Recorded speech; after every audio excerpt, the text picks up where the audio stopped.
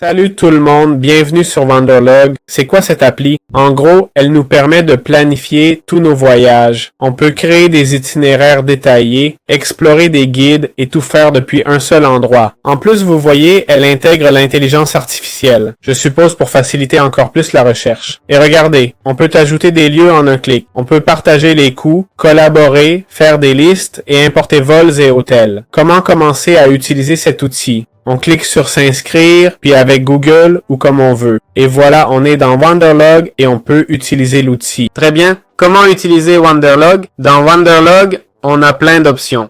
Guide, hôtel, offre, etc. Mais je suppose qu'on est là pour planifier un voyage, non? Ici, on peut créer un guide ou planifier un voyage, d'accord? On clique donc sur planifier un nouveau voyage. Et où veut-on aller? Disons Hawaï par exemple, ok?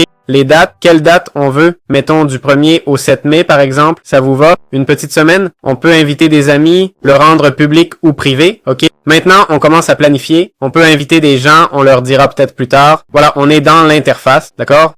De Wanderlog lui-même. Donc, comme vous voyez, on a la partie exploration où on peut voir différents hôtels, leurs offres, ok? Et puis, voilà, explorer et tout ça. On a les notes avec des endroits recommandés, d'accord? Par exemple, aller le Pacific Whale. Ici, on nous donne les infos de contact du Pacific Whale. On peut noter le coût, les soldes du groupe. Et comme vous voyez, on peut organiser par jour.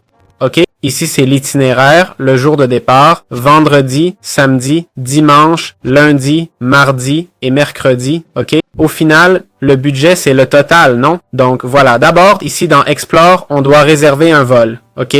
Là, on peut ajouter nos vols en synchro avec l'email. Ça, c'est la version pro. On peut indiquer où on dort, d'accord? On peut faire une réservation d'hôtel, OK? Cherchons, par exemple, une chambre pour 2 personnes de 0 à 900 € et plus, du 5 au 1, OK? On voit des prix de 73 à 5000 $, non? Je ne sais pas si c'est le prix par semaine. Je pense que c'est par jour. Cliquons sur voir l'offre, ça affiche 504. Regardez, vous voyez? C'est indiqué là. Ça nous met 504, total 3024. Le total, c'est ce qu'il faut voir, le coût réel.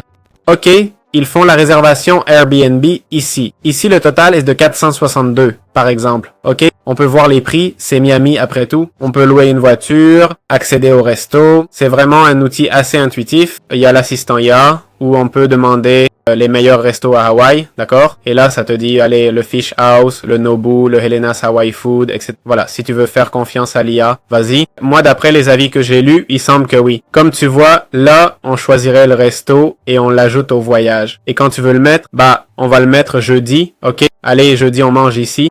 Et vendredi ou samedi, quand on ira sur cette île, on mangera ici, ok? Tu prends ça et hop, tu le mets samedi, d'accord?